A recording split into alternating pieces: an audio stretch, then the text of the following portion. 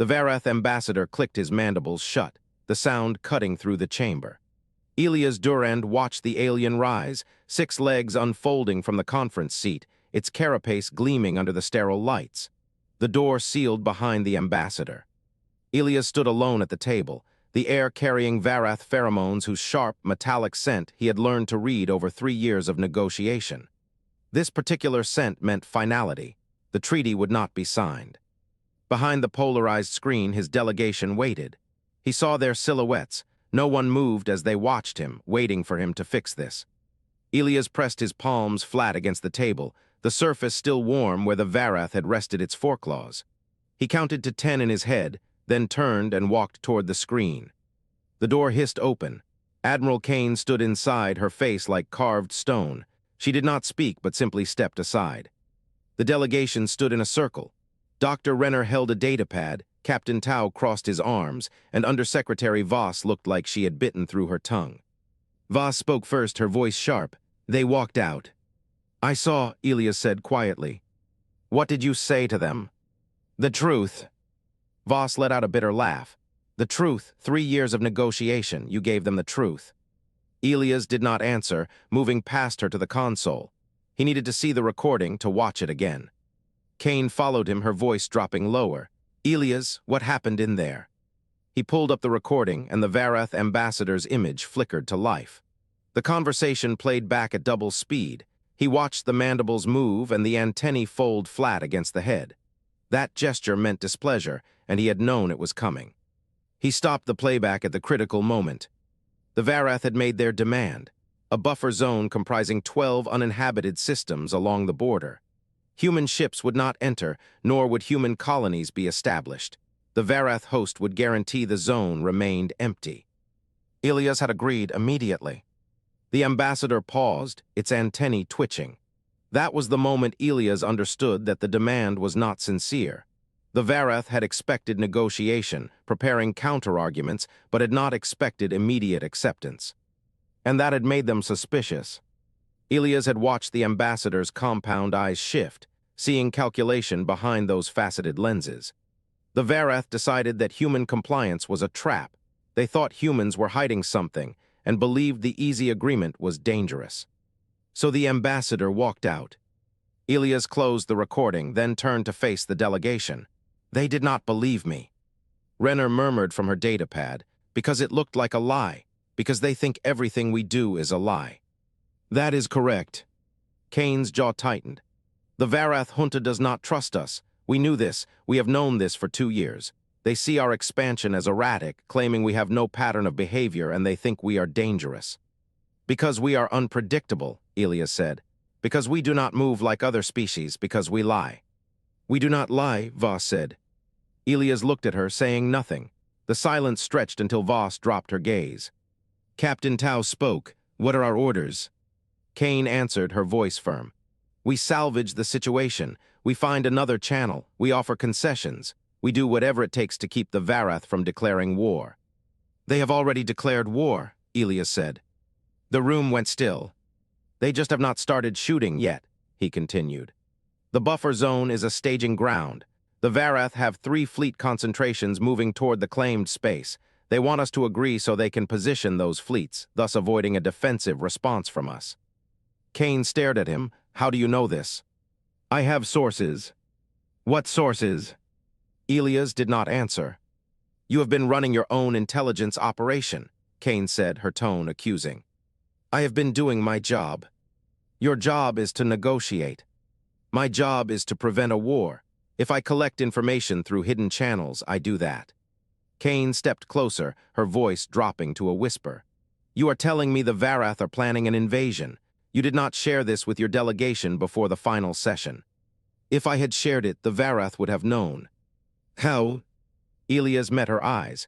"Because we are not the only ones with sources." The implication landed like a physical blow. Kane stepped back, looking at the other officers. Renner's face went pale, and Voss looked ready to throw something.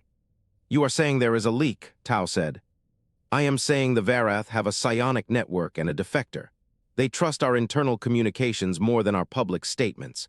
If I had walked into that room with military intelligence, they would have detected the shift in my biometrics. smelled it on my skin, and walked out faster. They walked out anyway, Voss said. Yes, they did, because I agreed too quickly. Because they expected me to fight for the buffer zone, because they expected me to resist. You wanted them to walk out, Kane said.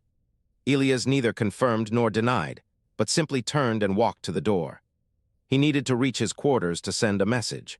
For 2 years, he had been cultivating a contact, a Varath defector named Chervex.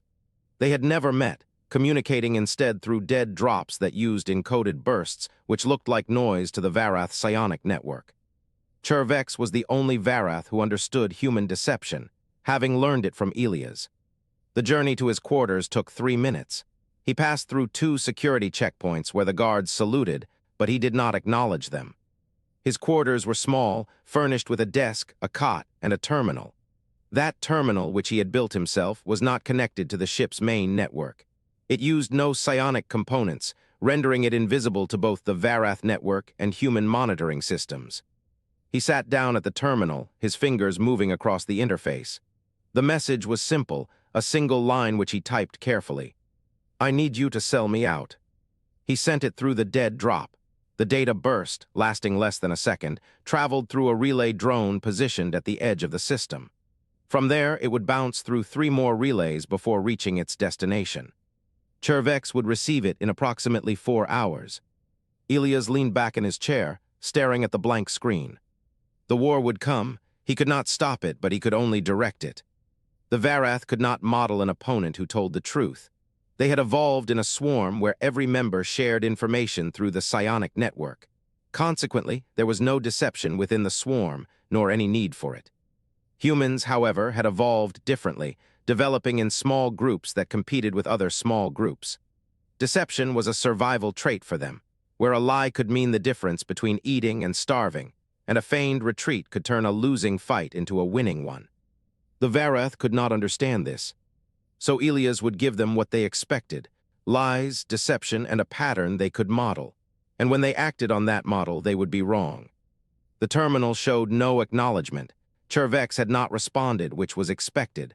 The defector would wait until the message had been received first. Elias waited. He had learned to wait. The universe moved slowly. Ships traveled at fractions of light speed, and while species measured plans in generations, humans measured theirs in years, sometimes even in months. Elias measured his plans in hours. The door chimed. He did not turn. Enter.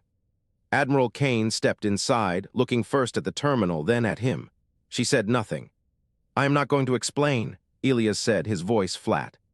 I did not ask you to. Then why are you here? Kane paused. Because I want to know if you are on our side.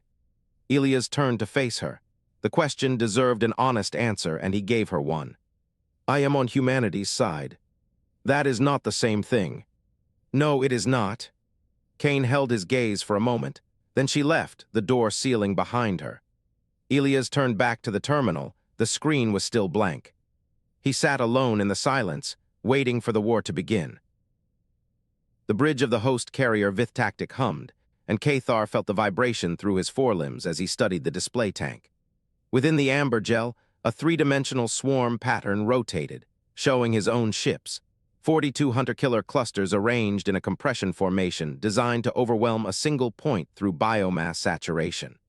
He had used this formation 17 times, never losing a single engagement.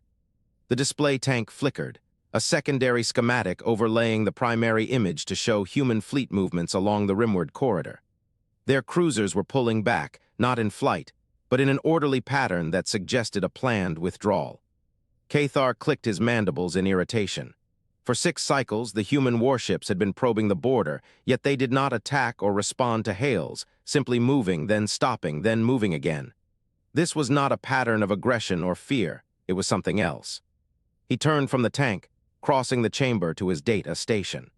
The synth-gel surface rippled under his touch as he accessed the communication archives, reading thousands of intercepted human transmissions that included diplomatic messages, military orders, and civilian broadcasts.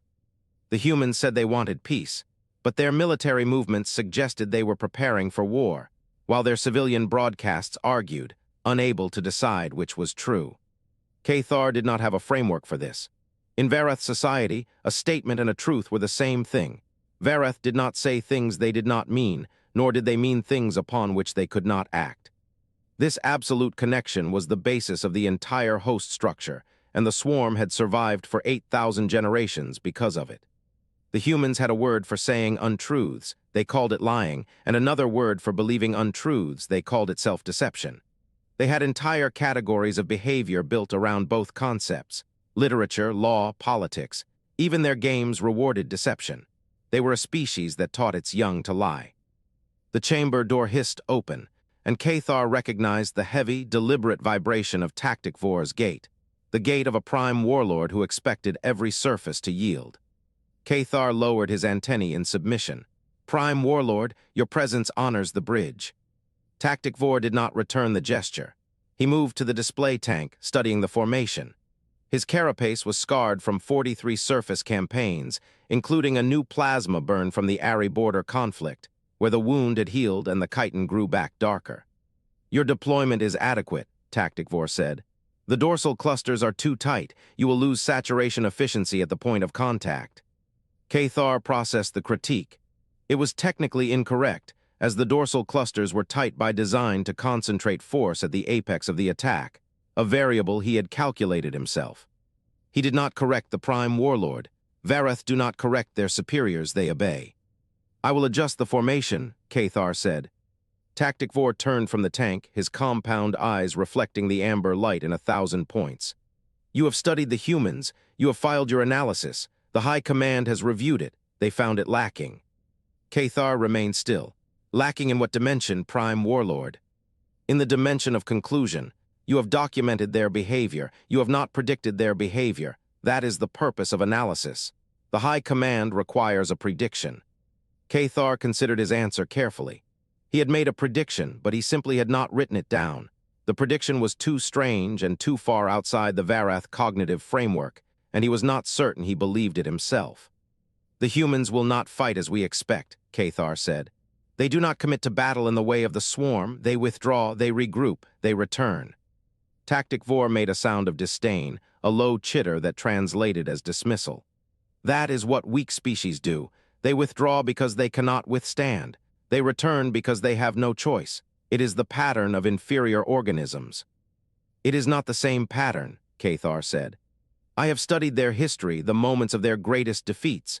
When the Illith incursion reached Earth orbit, when the Stormville presence collapsed their outer colonies, when their own internal conflicts reduced continents to ash."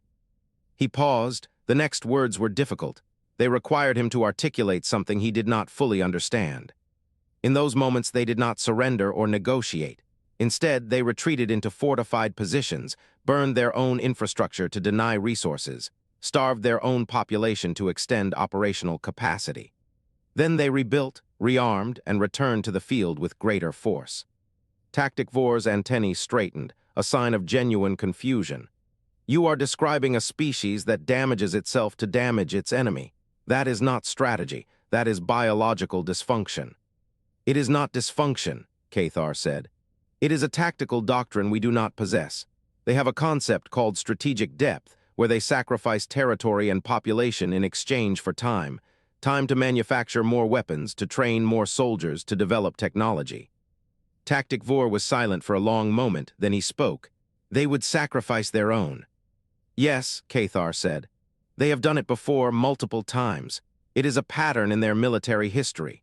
They describe it as the ability to absorb losses and continue fighting, possessing a numerical threshold they call their breaking point." "And what is their breaking point?" Cathar accessed the data. The numbers were abstract and did not translate well into Varath tactical calculus, so he gave the closest approximation.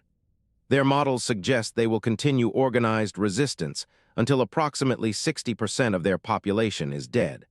After that threshold, they fragment into decentralized guerrilla operations that can persist indefinitely." Tactic Vor's mandibles clicked shut. "That is not a breaking point, that is extinction."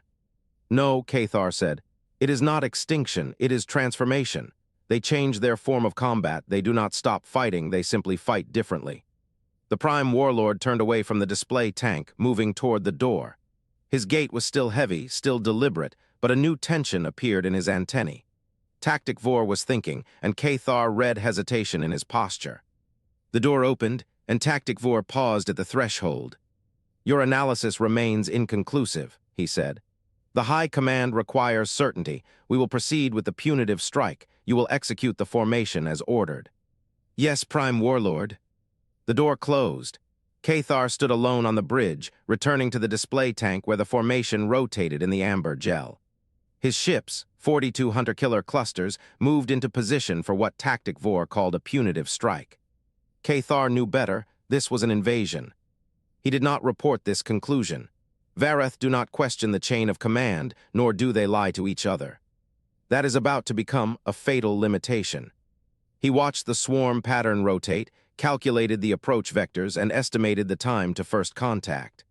The numbers were clean, the formation efficient, and the tactical outcome predictable. But the humans were not predictable. Cathar had studied their history, read their literature, and analyzed their military doctrine, concluding one thing with absolute certainty. He had no idea what they would do next. The door slid shut behind Elias Durand, who leaned against the wall and pressed the heels of his palms into his eyes. The airy diplomat had believed every word. Elias had watched her crest feathers flat as he described humanity's sincere desire for peace. Her primary pupil dilated at the precise moment he mentioned the Varath's unreasonable demands. The rumor network would carry that image within the hour. He straightened his jacket and walked toward the comm station. Admiral Bronwyn's face filled the screen, her jaw set and her eyes unblinking. "Ambassador," she said, her voice flat, "I have reviewed your latest diplomatic communiques.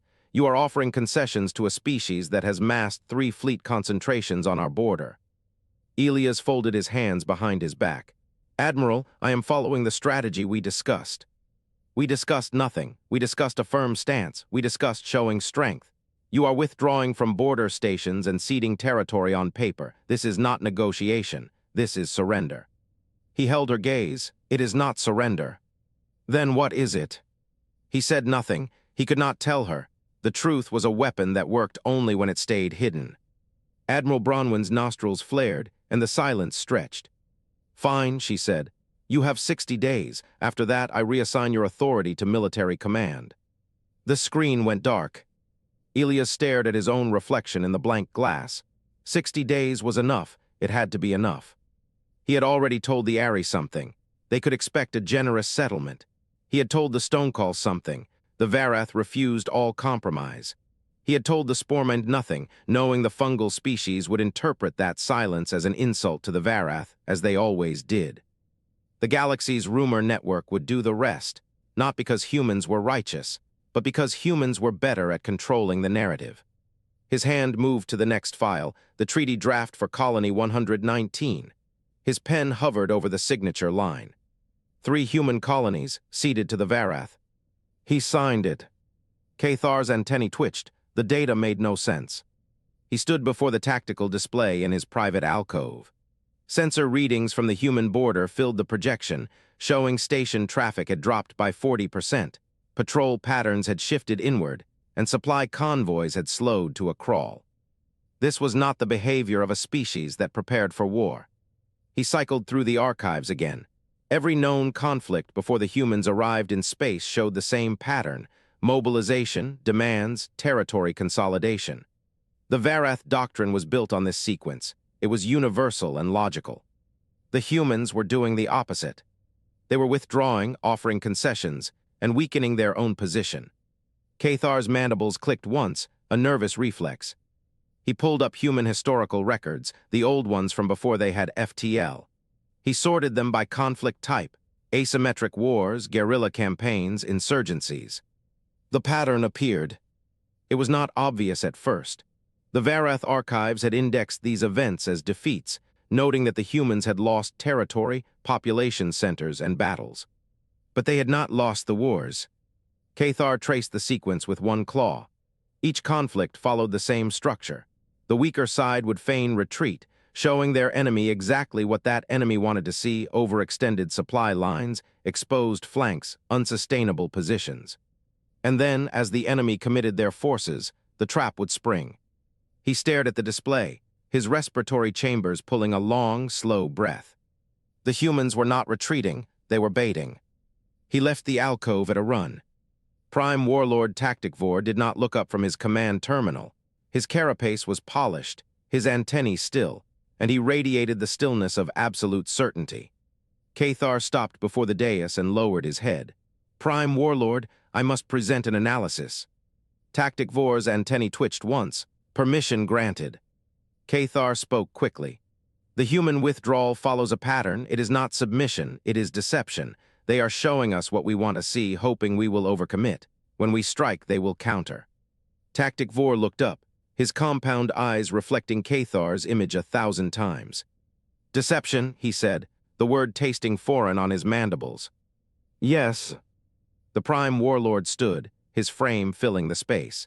Cathar, you have studied the humans longer than any other analyst. I respect your diligence, but your conclusion is flawed. Cathar's antennae flattened. How? Their ships are inferior, their psionic network is weaker, their commanders are inexperienced. A trap requires a hidden advantage. Humanity has none. The logic was sound, every word was correct. Cathar felt the argument crumple in his thorax. Tactic Vor stepped closer. The humans cannot spring a trap. They have nothing to spring it with. They are weak, afraid, and surrendering. Accept this. Cathar lowered his head. Yes, Prime Warlord. He returned to his alcove. The display still glowed with human fleet positions, and he stared at the retreating icons. The logic was sound, but the assumption was wrong. But he could not prove it. He began calculating the optimal approach vector for the first wave. Elias Durand set the pen down. The treaty sat before him, 3 human colonies signed over to the Varath. The paper was still warm from the seal press. He looked at the display on his desk. The fleet movements were already in motion, with shipyards in the outer colonies gone quiet, civilian traffic rerouted, and the border stations empty. The galaxy would see a species prepared to surrender. The Ari would spread the story of a reasonable human ambassador. The stone call would confirm Varath intransigence. The Sporemind would say nothing, which meant everyone would say everything. By the time the Varath realized the truth, it would be too late. He leaned back in his chair. The ceiling was gray and the air was still. 3 colonies, empty of civilians and defenses. Perfect bait. Cathar finished the calculations. The approach vector was optimal, and the fleet would arrive at colony 119 in 14 standard cycles. Resistance was projected to be minimal, with the invasion succeeding within 3 cycles of engagement. He transmitted the plan to Prime Warlord Tactic Vor. The confirmation came back instantly. Approved. Begin mobilization. Cathar stared at the display. The human ships continued their retreat, the border stations remained dark, and everything was proceeding exactly as predicted. His antennae trembled. Something was wrong. He could feel it in the pheromones of his own fear, taste it in the air, but he could not name or prove it. The humans were doing exactly what the Varath expected them to do. That was the problem. The trap was complete, the bait was taken. The first wave struck at the designated mark. Cathar watched from the Vith tactic as the human fleet collapsed into a standard withdrawal pattern, falling back toward the Parvani Nebula. They preserved their formation and refused engagement, exactly as predicted. Exactly as he had predicted. His mandibles pressed together. The pattern was wrong. The humans were not retreating in disorder, but rather in a specific geometric shape he had seen before. He pulled up historical records from Earth. The Battle of Cana, the Battle of Leuctra, the Battle of Bannockburn. Every major defeat of a larger force, he noted, came from the same structure. A center gave way, flanks held, and an enemy pursued into a pocket. The human center was giving way. Rising from his station, Cathar crossed the command deck where Prime Warlord Tactic Vor stood at the central dais, his carapace gleaming under the tactical lights, and his antennae sweeping across the holotank with satisfaction. The humans break, Tactic Vor said. Their reputation was exaggerated. Cathar stopped at the base of the dais. Prime Warlord, the pattern of their retreat is structured. It matches historical examples of feigned withdrawal. Tactic Vor turned, his compound eyes reflecting the holotank's blue light. You brought this to me before. I dismissed it then. I dismiss it now. The first wave is entering the nebula, Cathar said. The nebula contains metallic particulates. Our sensors will degrade. Standard risk. Cathar pressed forward. The humans chose this battlefield. They knew our sensors would degrade. They are leading our forces into blind terrain. Tactic Vor's mandibles clicked once, a dismissive sound.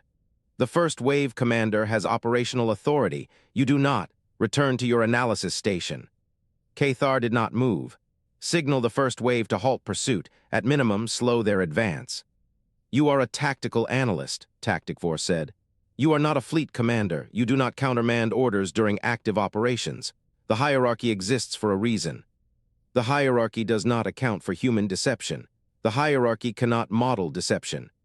Tactic Vor stepped down from the dais, his imposing presence filling Cathar's visual field. The humans have inferior ships, weaker psionic networks, and inexperienced commanders, he declared. They have no hidden advantage. Your analysis has become obsession. He turned back to the holotank. Return to your station, analyst. Cathar returned to his station, watching the first wave enter the nebula. The human fleet vanished from the tactical display. Then the nebula glowed. It started as a point of light at the nebula's core, a single white flare that grew into an expanding ring. As reality folded around its edges, Cathar realized he had never seen anything like it, nor had any Varath. Despite its incomprehensibility, his console identified it as a Tier 6 dimensional technology, a reality bridge, a device capable of linking 2 points across any distance. The ring stabilized and ships emerged. They were not human ships. The first vessel through was an Ari, a sleek avian cruiser whose hull was covered in sensory ridges for long-range detection. It fired before it finished translating, sending a volley of plasma bolts that struck the nearest Varath destroyer, breaking it apart. More ships followed, Stonecall vessels that were massive crystalline constructs moving like glaciers. Their kinetic weapons didn't fire projectiles. They simply accelerated themselves through Varath formations, shattering ships on impact. Small, fast, and numerous, Illith fighters swarmed through the portal, targeting the command vessels. They operated on instinct, needing no orders. Then the Sporman ship emerged. It was not a ship at all, but a living organism the size of a battle cruiser, its surface rippling with fungal growth. It opened no weapons ports because it didn't need them. It simply extended tendrils of organic matter into the void, which dissolved Varath fighters and absorbed their pilots on contact. Cathar watched the first wave die. It took 14 minutes. 14 minutes from the moment the bridge activated until the last Varath vessel went dark, annihilating 60 ships and 12,000 warriors. His hands trembled against his console. He could not stop them. The Varath had never faced a coalition. No species had ever united against them. The galaxy was too fragmented, too diverse, and too hostile, where every species hated every other, making alliance seem impossible. Unless someone lied to everyone. The realization settled into his mind like a toxin. Elias Durand had lied to the Ari, telling them the Varath planned to invade them next. He had lied to the Stonecall, claiming the Varath violated a treaty that never existed. He had even lied to the Illith, informing them the Varath caused a plague that was, in fact, natural. Every species had a reason to fight. Elias had given them those reasons. He had built a coalition on a foundation of falsehoods, manipulating the entire galaxy into a war that served human interests, all while appearing to surrender. The comm channel opened. A voice spoke in perfect Varath, with no translator and no hesitation, fluent down to the subtonal clicks that distinguished regional dialects. Your prime warlord is dead. Your first wave is gone. Your command structure is broken. You have 1 hour to signal a surrender. I will let the Sporman feed on your homeworld if you do not. Cathar recognized the voice from diplomatic recordings. This was Elias Durand, the human who had accepted the buffer zone, who had seemed weak, and who had been lying the entire time. Cathar did not understand how Elias knew his language, nor how he had orchestrated a coalition of species that had never cooperated before. He certainly didn't understand how humanity had hidden a Tier 6 technology that every intelligence network in the galaxy had missed. He did not understand anything. But he understood this. He had been right. The humans were not weak, inexperienced, or inferior.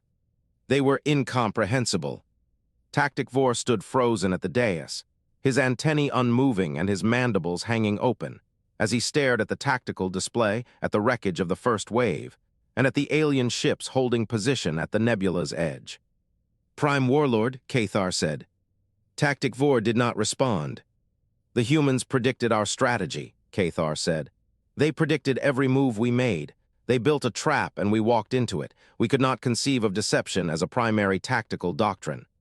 Tactic Vor's voice was hollow. They lied to their own allies. Yes. They manipulated the Ari, the Stonecall, the Illith, even the Spormund. Yes. That is not warfare, that is something else. Cathar looked at the comm display. The channel remained open, and Elias Durand was waiting.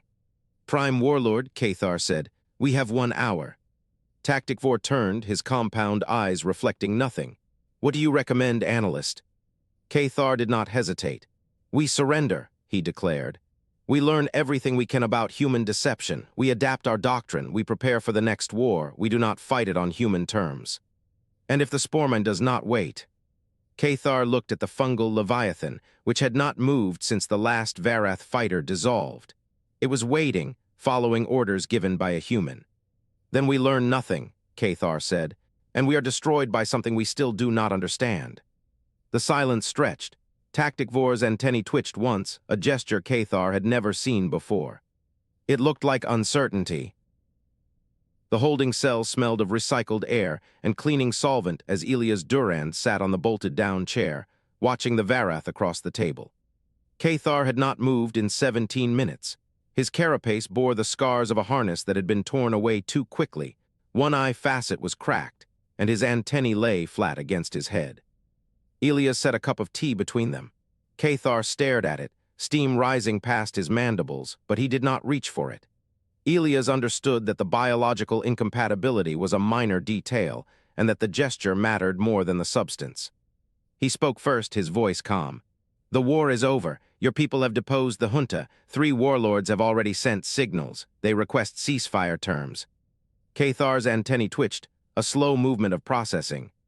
Detainment should not precede execution, Cathar said, his voice dry, while the translator module in his throat produced flat human syllables. This is not your custom. No, Elias agreed, it isn't. He waited. Silence was a tool he had learned to use better than any weapon. Cathar broke first. Why am I alive? Elias pulled a folder from his coat and set it on the table. Its cover bore a classification stamp, which Cathar could not read. The coalition is fracturing. The Ari are furious. They sent 13 ships to my call. I told them the Varath were preparing a preemptive strike on their border worlds. They lost 8 of those ships in your nebula. Cathar's mandibles clicked once, a sound of understanding. Your lies are unraveling. Yes. And the Stonecall. Demanding proof of a treaty violation. That violation never happened. Elias tapped the folder. I fabricated the evidence. It was good enough to start the war. It will not hold for the peace negotiations. Cathar processed this, his antennae rising slowly. The Illith have discovered the plague. It was not a Varath weapon. Elias nodded. They are not angry, they are curious. That may be worse. Cathar considered the implications, realizing that a species which did not feel betrayal was one that could not be predicted. You are exposed, Cathar said. You have no remaining credibility. Elias did not flinch. 1 card left. He leaned forward, pushing the tea aside. You understood me, Cathar. You saw the pattern, the feigned retreat, the deception. You recognized what I was doing. Your entire fleet did not. Cathar said nothing. You are the only Varath. You can explain human strategic deception to your own people, not as a violation of truth, as a cultural survival mechanism, something that must be understood. It can be resisted only after understanding. The offer hung between them. Cathar's claws rested on the table, not moving. You want me to become your ambassador? To your own species, yes. Elias let the sentence stand alone. He did not defend it, nor did he soften it. Cathar considered the absurdity of a Varath officer, stripped of rank, sitting across from the creature who had destroyed his civilization's military doctrine, and being asked to teach his people how to defend against the very weapon that had broken them. Why would you help us? Elias drew a breath, not as a pause for calculation, but for courage. I am not a diplomat. Cathar's eye facets tracked him. I am a disinformation specialist. I was trained to destroy civilizations with strategic narrative, words, not weapons. The Varath fleet was not beaten by ships. It was beaten by a story. I wrote that story. Cathar's antennae flattened again. And you are proud of this. No. Elias let the word land. I have realized something. I should have understood it before I started. What I did to the Varath is not a victory. It is a precedent. He paused. The galaxy has now seen what human strategic deception can do. They will never trust us again. The coalition will fall apart. Every species that fought beside us will wonder. Were they also deceived? They were. Humanity will become a pariah, feared, isolated, eventually attacked by the very allies we just used. Cathar's carapace shifted, making a subtle sound. So you need me. I need a relationship with your species. That relationship is not built on lies. It is based on understanding. The only Varath who can build that with me is the one who already understands what I am. Cathar's mandibles worked slowly, his translator module producing no sound. The offer stands. Cathar looked at the tea again. He could not drink it, but he understood the gesture now. You are asking me to trust a liar. Yes. You are asking me to teach my people how to defend against the tactic that just destroyed them. Yes. You have given me no reason to accept. Elias met his gaze. I can give you one reason. Your species is broken. Your civilization is in ruins. I am the only creature in this galaxy who can explain to the Varath why it happened. Not through shame, through understanding. Cathar's claws tapped the table once, a single percussion. The Varath do not forgive. I am not asking for forgiveness. I am asking for partnership. Cathar considered the distinction, a fine and distinctly human one. His antennae rose slowly, a signal of acknowledgement. I will consider your offer. Elias nodded, stood, and walked to the door. He stopped with his hand on the frame. One more thing. Cathar waited. The cup of tea, it was not for drinking. It was a symbol. My people offer hospitality to those we wish to keep safe. Cathar looked at the cup. You are safe, Cathar. That is not a lie. He stepped through the door as the metal panel slid shut. Cathar sat alone, staring at the steaming cup as the offer hung in the air. He reached out a claw and touched the warm ceramic, a gesture of acceptance, a commitment he had not yet spoken. Strapped into the acceleration couch, Elias Durand watched the Varath homeworld grow from a point of light into a mottled green-brown sphere as the transport ship shuddered through its final approach vector. Its surface swirled with pale cloud bands, and nothing about it looked welcoming. 3 days earlier, the coalition had collapsed. The Ari withdrew first. Their ambassador delivered the formal notice through a psionic relay, her feathers lying flat against her skull. She did not look at Elias but spoke only to Admiral Bronwyn, declaring that the Ari would honor no agreement built on fabricated intelligence. They would return to their home clusters and wait. For what, she did not say. The Stonecall broke contact an hour later, offering no message or formal declaration. Their ship simply altered course, accelerating toward the gap between systems, and though sensor operators tracked them for 6 hours, they then passed beyond detection range. The Illith denounced humanity to the Galactic Council. Elias read the transcript on his datapad, where the Illith representative described the fabricated plague evidence in precise biological terms. She called it an act of aggression without precedent, advocating for sanctions and humanitarian oversight of all human diplomatic operations. The Council voted to investigate. Elias closed the datapad, not reading the rest. The briefing room smelled of recycled air and chemical disinfectant. Admiral Bronwyn stood at the far end of the table, her hands flat on the surface and her shoulders rigid. She had not slept, and her uniform was wrinkled at the cuffs. She spoke without preamble, her voice cold. You handed them everything, Durand, the entire coalition, the victory. The single best strategic position any human commander has ever achieved. You threw it away. Elias did not sit, but stood by the door with his hands clasped behind his back.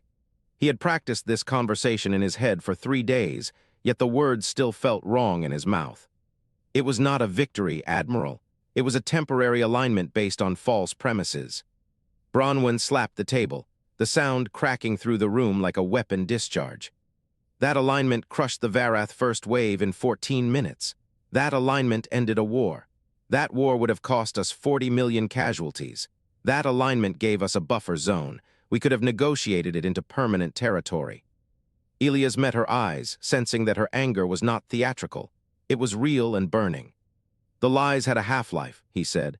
They were already decaying. The Ari were running their own intelligence assessments. The Stonecall had access to economic data. That data contradicted our fabricated production figures. It would have taken 6 months, maybe less. When the truth surfaced, the coalition would have turned on us anyway. Bronwyn's jaw tightened. So you accelerated the collapse. You burned the bridge yourself. You did not let the enemy use it. I controlled the timing, Elias said.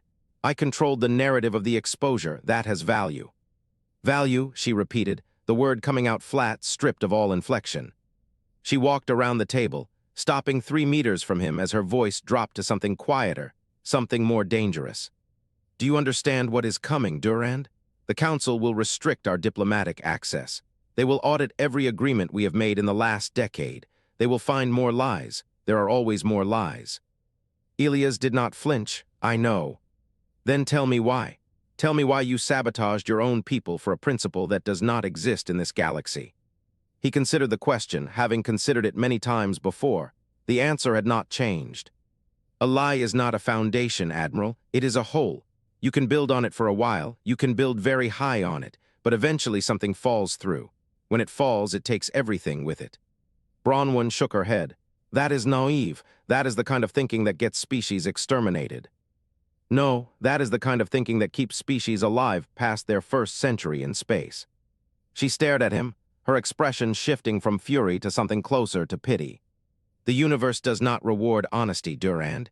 It rewards results. It rewards survival. It rewards being smarter and faster and more ruthless than everyone else. That is the only doctrine that matters. Elias exhaled slowly, feeling the weight of his next words settle into his chest like a stone. You are wrong, Admiral. The silence stretched, and he could hear the ventilation system cycling, along with his own heartbeat. Bronwyn did not answer, for she did not need to. Her silence was a verdict. Elias reached into his pocket and placed his commission badge on the table between them. The metal clinked against the surface, a small, final sound. I resigned, he said. He turned and walked out of the room. The corridor was empty, its lights dimmed to night cycle. He walked past closed doors and silent terminals, not looking back. The transport ship was a civilian vessel, a converted freighter with uncomfortable passenger accommodations bolted into the cargo bay, where the air was stale. The other passengers were traders, refugees, and people who did not ask questions. Elias sat by the window. The Varath homeworld filled the viewport now, its surface resolving into individual features. Mountain ranges, ocean basins, and a city the size of a continent, which glowed faintly in the Terminator line. He had promised Cathar he would come. He had promised to teach an entire species how to recognize lies. He did not know how to do that, nor did he know if it was even possible. The Varath had evolved without deception, possessing no neural architecture for suspicion or social framework for distrust. Teaching them to detect falsehood was like teaching a fish to walk. But he had to try. He had to try because he had built his entire career on the careful architecture of fabrication. He had constructed realities that never existed, convinced species to act against their own interests, started a war with words, and ended it with a coalition that never should have formed. And now he had to undo it. Not because he wanted redemption or believed in absolution. Those were human concepts the Varath would not understand and the galaxy would not care about. He needed to be right about something, just once, without deception.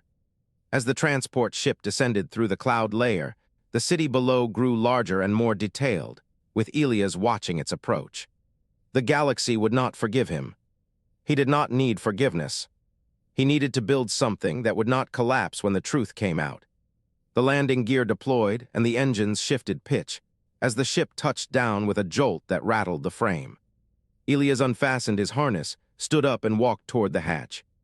Outside, the Varath homeworld waited, and somewhere beyond the city, Cathar was waiting too. Elias stepped through the door. The air here smelled different, alien, and heavy. He took one step, then another. The path ahead was uncertain, but the first move was made. The classroom smelled of recycled air and crushed vegetation. At the front of the room, Elias Durand stood facing 40 Varath officers, whose antennae tracked his every movement, and whose compound eyes reflected the glow of the display screen behind him. He touched the interface, and a map of ancient Earth appeared. "This is a battle called the Battle of Kadesh," he said. "It happened approximately 4,000 years before first contact." The Varath officers shifted on their segmented legs. They did not understand history as a teaching tool, for they understood data and patterns, but not stories. Elias pointed to a position on the map. An army called the Hittites ambushed a force from an empire called Egypt. The Egyptian commander should have been destroyed, as he was outnumbered, surprised, and had no chance of victory. A young officer in the front row clicked her mandibles, but he was not destroyed. "No," Elias said, "he was not." He advanced the display. The Egyptian commander had done something the Hittites could not predict. He had sent scouts ahead of his main force, placing them at the precise point where the ambush would begin, and thus knew exactly where the enemy would strike. "Your records show this," Cathar said from the back of the room. Elias turned. Cathar stood with his arms folded across his thoracic carapace, his antennae still, watching the young officers with an expression Elias had learned to read as approval. "Show them the rest," Cathar said. Elias nodded, advancing the display again. The Egyptian commander had not won through superior force, but through superior information, as he had known the Hittite plan before the Hittites executed it. "How?" the young officer asked. "He had spies," Elias said. "He had people inside the Hittite command structure who told him exactly what was coming." The room went silent as the Varath officers processed this information, their cognitive architecture struggling with it. Spies meant deception. Deception meant betrayal, which was something their species had never evolved to predict. "We do not understand this," the young officer said. Elias smiled. It was not a warm smile, but rather the smile of a man who had spent years teaching impossible lessons to students who had no frame of reference for them. "That is why I am here," he said. Cathar watched from the back of the room, as he had been doing for 3 years now. 3 years since Elias Durand walked off a transport ship and into a city that had been preparing for his execution. The war ended 43 months ago, and the formal peace treaty was signed 38 months ago. The cultural exchange program began 27 months ago. It was small, fragile, and bitterly opposed by factions on both sides. But it existed. Cathar had become something unexpected. He was now a diplomat, representing his species in negotiations with the human government and serving as a bridge between two civilizations that had nearly destroyed each other. He was also a teacher, instructing human diplomats on how to read Varath body language, interpret pheromone signatures, and avoid triggering a territorial response in beings who had never needed diplomacy before. The classes were not easy. Every session revealed new gaps in understanding and forced both sides to confront the fundamental strangeness of the other. But they kept meeting, they kept talking, they kept trying. That was the part the galaxy did not understand. Humans and Varath did not trust or like each other, nor did they share any common reference point that made cooperation feel natural. They just kept showing up. Elias finished the lecture, and the young officers filed out of the room, their antennae twitching with questions they did not know how to ask, and their mandibles clicking with thoughts they could not articulate. Cathar walked to the front of the room, standing beside Elias. They did not speak for a long moment. "You made them uncomfortable," Cathar said. "Good," Elias said. "Comfortable students do not learn." Cathar's mandibles moved in what was the Insectoid equivalent of a laugh. "You are still a liar." "I am a teacher," Elias said. "Teaching is a form of deception. You present simplified models of reality and hide complexity until the student is ready to absorb it." "And when are they ready?" Elias looked at the door where the young officers had exited. "When they stop asking for answers and start asking for better questions." The ceremony was held in the Great Hall of the Varath Council, a massive chamber carved into the living rock of the homeworld's capital, where the walls pulsed with bioluminescent patterns and the ceiling opened to a view of the sky. Elias stood at the front of the hall beside Cathar, while a human delegation occupied one side of the room and a Varath delegation the other. Between them, a single document rested on a ceremonial pedestal. The first Varath human trade agreement. It was a modest document, a few shipments of rare elements for medical technology, nothing strategic and nothing that could be used as a weapon. But it was real, it was signed, it was binding. The human ambassador stepped forward, placing her hand on the document, as the Varath Prime Warlord stepped forward to place his claw on the same document. The galaxy held its breath. Neither side moved to destroy the other. The signatures were completed, and the room erupted in a sound Elias had never heard from Varath before. A low vibration, a harmonic resonance, the sound of a species expressing something close to joy. Cathar turned to Elias. "They are celebrating." "I can hear that," Elias said. "You look confused." "I am not used to being on the side that is not lying." Cathar's mandibles moved again. "You are not lying now, that is the point." A young human journalist approached them, carrying a recording device and looking nervous, as if she had been sent to cover the ceremony and had no idea what questions to ask. "Ambassador Durand," she said, "may I ask you a question?" Elias looked at her but did not correct the title. He had not been an ambassador for 3 years, but titles stuck, proving hard to shake. "Go ahead," he said. "The whole galaxy is watching this," she said. "Everyone wants to know how 2 species went from war to peace in a single generation. What is the secret?" Elias looked at Cathar, who looked back. They had talked about this moment, prepared for it, and rehearsed the answer a dozen times. But rehearsing and speaking were different things. "Trust," Elias said. The journalist waited, but he did not continue. "Trust," she repeated. "That is it. That is it." Confused, she turned to Cathar, her recording device shifting. "Ambassador Cathar," she said, "can you explain?" Cathar's antennae twitched as he considered the question, the human sitting next to him, and the 3 years of classes, arguments, and misunderstandings that had brought them to this moment. "We do not understand your species," he said. "You lie as a reflex, yet you value honesty above all things. You cheat, betray, and manipulate, but you write stories about heroes who never do any of those things. You are inconsistent, paradoxical, and the most frustrating species in the galaxy." The journalist blinked, as she had not expected this. "But you keep your promises," Cathar said. She wrote the quote down, and she would file her report, which the galaxy would read but still not understand. Because the truth was simple, and truth was the hardest thing for a liar to communicate. Elias Durand was a master of deception, having lied to species across the galaxy, fabricated evidence, manipulated governments, and even started and ended a war in the same breath. But in the end, that was not what saved him. What saved him was that, when he said he would teach the Varath how to spot a lie, he meant it. And in a universe full of species that could not recognize deception, humanity's ability to tell the truth, when it mattered, was the most alien thing of all. As the ceremony ended and the delegations filed out, Elias and Cathar walked together through the great hall and into the city beyond.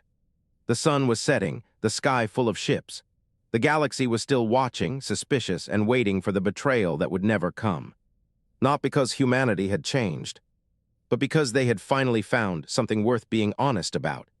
Cathar stopped walking, looking at the sky, his antennae tracking the movement of a transport vessel high above. "Do you think they will ever trust us?" he asked. Elias stopped beside him, looking at the same sky, the same ships, and the same galaxy that had spent 43 months waiting for the other shoe to drop. "No," he said, "but that does not matter." "It does not." "Trust is not the goal," Elias said.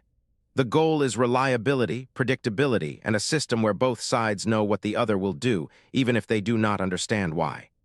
Cathar considered this. "And you are reliable now." "I am not the man I was," Elias said. "I cannot promise I will never lie again, but I can promise I will never lie to you." For a Varath, a promise was a binding contract. For a human, it was a statement of intent. Both meanings existed in the same sentence, and both were true. Cathar's mandibles moved in what was the Insectoid equivalent of a smile. "That is enough," he said. They walked into the city as the sun continued to set, the ships to move, and the galaxy to watch. But 2 species walked together through streets built by 2 hands. And that was a beginning.